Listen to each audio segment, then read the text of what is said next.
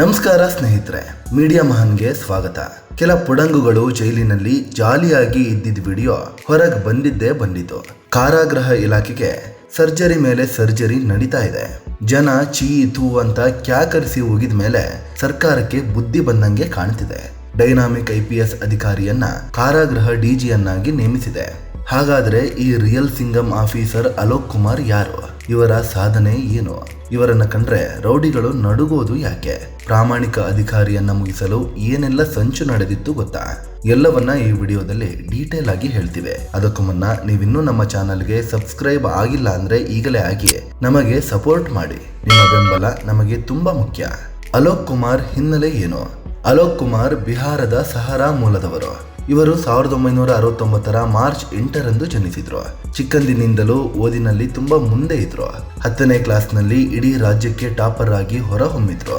Double degree ಪಡ್ಕೊಂಡ ಇವರಿಗೆ police ಆಗೋ ಕನಸು ಇತ್ತು. ಅದರಂತೆ UPSC ಪರೀಕ್ಷೆಗೆ ಸಿದ್ಧತೆ ನಡೆಸಿದ್ರು. 1994ರಲ್ಲಿ ಪರೀಕ್ಷೆ ಬರೆದು ಪಾಸ್ ಕೂಡ ಆದ್ರು. ಕರ್ನಾಟಕ ಕೇಡರ್ IPS ಅಧಿಕಾರಿಯಾಗಿ ಕೆಲಸ ಶುರು ಮಾಡಿದ್ರು. ಎಲ್ಲೆಲ್ಲಿ ಕೆಲಸ ಮಾಡಿದ್ದಾರೆ ಗೊತ್ತಾ? ಅಲೋಕ್ ಕುಮಾರ್ ಮೊದಲಿಗೆ ಬೆಳಗಾವಿಯಲ್ಲಿ ASP ಆಗಿ ಕೆಲಸ ಶುರು ಮಾಡಿದ್ರು. ಆಮೇಲೆ ಚಿತ್ರದುರ್ಗ, ಕಲಬುರಗಿ, ದಾವಣಗೆರೆ ಜಿಲ್ಲೆಗಳಲ್ಲಿ SP ಆಗಿ ಕೆಲಸ ಮಾಡಿದ್ದಾರೆ.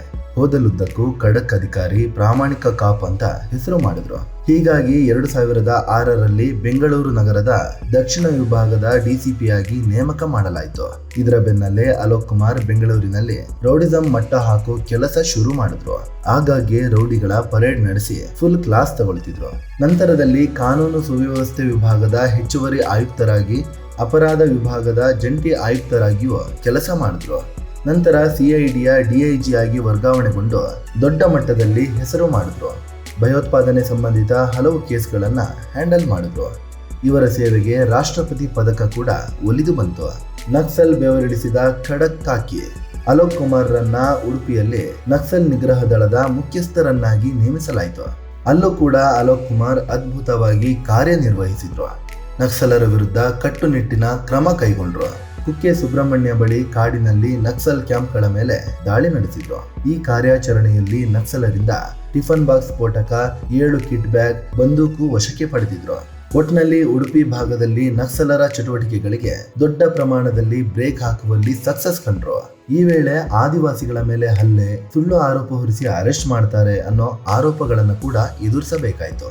ಮತ್ತೆ ಬೆಂಗಳೂರಿಗೆ ಬಂದ ಸೂಪರ್ ಕಾಪ್ ಅಲೋಕ್ ಕುಮಾರ್ ಅವರನ್ನ ಮತ್ತೆ ಬೆಂಗಳೂರಿಗೆ ಕರೆಸಿಕೊಳ್ಳಲಾಯಿತು. ಜಂಟಿ ಪೊಲೀಸ್ ಆಯುಕ್ತರಾಗಿ, ಅಡಿಷನಲ್ ಕಮಿಷನರ್ ಆಗಿಯೂ ಕೆಲಸ ಮಾಡಿದ್ರು. ಕೊನೆಗೆ ಬೆಂಗಳೂರು ಪೊಲೀಸ್ ಕಮಿಷನರ್ ಆಗಿ, CCB ಆಯುಕ್ತರಾಗಿ ಸೇವೆ ಸಲ್ಲಿಸಿದ್ರು. ನಂತರದಲ್ಲಿ ಬೆಂಗಳೂರು ಮೈಸೂರು ಹೆದ್ದಾರಿಯಲ್ಲಿ ರಸ್ತೆ ಸುರಕ್ಷತೆ ಮತ್ತು ಸಂಚಾರ ನಿರ್ವಹಣೆಯ ಜವಾಬ್ದಾರಿ ಹೊತ್ತುಕೊಂಡ್ರು. ಈ ವೇಳೆ ಹಲವಾರು ಸುರಕ್ಷತಾ ಕ್ರಮಗಳನ್ನ ತಗೊಂಡ್ರು. ಹೆದ್ದಾರಿಯಲ್ಲಿ 12 ಕಡೆಗಳಲ್ಲಿ ಸ್ವಯಂ ಚಾಲಿತವಾಗಿ ವಾಹನ ಸ್ಪೀಡ್ ಪತ್ತೆ ಹಚ್ಚೋ ವ್ಯವಸ್ಥೆ ಮಾಡಿದ್ರು. ಜೊತೆಗೆ CCTV ಅಳವಡಿಸಿದ್ರಿಂದ ವೇಗದ ಮಿತಿ ಮೀರೋ ವಾಹನಗಳಿಗೆ ದಂಡ ವಿಧಿಸಲು ಸಾಧ್ಯವಾಯಿತು. ಇದಾದ್ಮೇಲೆ ಕರ್ನಾಟಕ ಪೊಲೀಸ್ ಟ್ರೈನಿಂಗ್ ವಿಭಾಗದಲ್ಲಿ ADGP ಆಗಿ ನೇಮಿಸಲಾಯಿತು. ವಿವಾದಗಳಿಂದಲೂ ಫೇಮಸ್ ಈ ಅಧಿಕಾರಿ ಅಲೋಕ್ ಕುಮಾರ್ ಎಷ್ಟು ಹೆಸರು ಮಾಡಿದ್ದಾರೋ ಅಷ್ಟೇ ವಿವಾದಗಳಿಂದಲೂ ಸುದ್ದಿ ಆಗಿದ್ದಾರೆ. ಈ ಹಿಂದೆ ಒಂದಂಕಿ ಲಾಟರಿ ಪ್ರಕರಣದಲ್ಲಿ ಇವರ ಹೆಸರು ಕೇಳಿ ಬಂದಿತ್ತು. ಈ ಕೇಸ್ನಲ್ಲಿ CID ತನಿಖೆ ನಡೆದು CBIಗೂ ಹೋಗಿತ್ತು. ಆದರೆ ಕೊನೆಯಲ್ಲಿ ಅಲೋಕ್ ಕುಮಾರ್ ಆರೋಪ ಮುಕ್ತಗೊಂಡಿದ್ರು. ಇದರ ಬೆನ್ನಲ್ಲೇ 2019ರಲ್ಲಿ ಫೋನ್ ಕದ್ದಾಲಿಕೆ ಕೇಸ್ನಲ್ಲೂ ಅಲೋಕ್ ಕುಮಾರ್ ಹೆಸರು ಬಂತು. ಈ ಸಂಬಂಧ CBI ತನಿಖೆ ನಡೆಸಿ ಕ್ಲೀನ್ ಚಿಟ್ ಕೊಡ್ತು. ಆದರೆ ಸರ್ಕಾರ ಈ ಪ್ರಕರಣದಲ್ಲಿ ಇಲಾಖಾ ತನಿಖೆಗೆ ಆದೇಶ ಕೊಡ್ತು. ಆದರೆ ಇದನ್ನ ಪ್ರಶ್ನಿಸಿ ಅಲೋಕ್ ಕುಮಾರ್ ಕೇಂದ್ರ ಆಡಳಿತಾತ್ಮಕ ನ್ಯಾಯಮಂಡಳಿಯ ಮೊರೆ ಹೋದ್ರು. 8 ತಿಂಗಳ ಹೋರಾಟದ ಬಳಿಕ ಅಲೋಕ್ ಕುಮಾರ್ಗೆ ಜಯ ಸಿಕ್ತು. ಇಲಾಖಾ ತನಿಖೆಗೆ ಸರ್ಕಾರ ನೀಡಿದ್ದ ಆದೇಶಕ್ಕೆ ಕೇಂದ್ರ ಆಡಳಿತಾತ್ಮಕ ನ್ಯಾಯಮಂಡಳಿ ತಡೆ ನೀಡಿದೆ. ಅಲೋಕ್ ಕುಮಾರ್ಗೆ ತಡೆ ಹಿಡಿಯಲಾಗಿದ್ದ ಬಡ್ತಿ ಸೌಲಭ್ಯಗಳನ್ನ ಕೊಡಬೇಕು ಅಂತ ಆದೇಶ ಕೊಟ್ಟಿದೆ. ಅದರ ಬೆನ್ನಲ್ಲೇ ರಾಜ್ಯ ಸರ್ಕಾರ ಅಲೋಕ್ ಕುಮಾರ್ಗೆ DIG ಆಗಿ ಬಡ್ತಿ ನೀಡಿದೆ. ಕಾರಾಗೃಹ ವಿಭಾಗದ DIG ಆಗಿ ನೇಮಕ ಮಾಡಿದೆ. ಈ ಆರೋಪಗಳು ಕೇಳಿ ಬಂದಾಗ ಅಲೋಕ್ ಕುಮಾರ್ ಕಂಪ್ಲೀಟ್ ಆಗಿ ನಿರಾಕರಿಸಿದ್ರು. ಇವೆಲ್ಲ ನನ್ನ ವಿರುದ್ಧ ಮಾಡ್ತಿರುವ ಷಡ್ಯಂತ್ರ, ನನ್ನ ಬಡ್ತಿ ತಡೆಯಲು ಉದ್ದೇಶಪೂರ್ವಕವಾಗಿ ಹೀಗೆ ಮಾಡಲಾಗ್ತಿದೆ ಅಂತ ಅಲೋಕ್ ಕುಮಾರ್ ಆರೋಪ ಮಾಡಿದ್ರು. ಇದೀಗ ಅದು ನಿಜವಾಗಿದೆ. ಅಲೋಕ್ ಕುಮಾರ್ ಕಾಕಿಗೆ ಅಂಟಿದ್ದ ಕೊಳೆ ತೊಳೆದು ಹೋಗಿದೆ. ಸ್ನೇಹಿತರೆ, ಇದು ಹೊಸದಾಗಿ ಕಾರಾಗೃಹ DGP ಆಗಿರೋ ಅಲೋಕ್ ಕುಮಾರ್ ಜೀವನದ ಬಗ್ಗೆ ಮಾಹಿತಿ ನೀಡುವ ಪ್ರಯತ್ನ. ಇವರ ಬಗ್ಗೆ ನಿಮಗೆ ಏನ್ ಅನ್ಸುತ್ತೆ ಅಂತ ಕಾಮೆಂಟ್ ಮಾಡಿ ಹೇಳಿ. ಅದೇ ರೀತಿ ನೀವಿನ್ನೂ ನಮ್ಮ ಚಾನಲ್ಗೆ ಸಬ್ಸ್ಕ್ರೈಬ್ ಆಗಿಲ್ಲ ಅಂದ್ರೆ ಈಗಲೇ ಆಗಿ ನಮಗೆ ಸಪೋರ್ಟ್ ಮಾಡಿ. ನಿಮ್ಮ ಬೆಂಬಲ ನಮಗೆ ತುಂಬಾ ಮುಖ್ಯ. ಧನ್ಯವಾದ.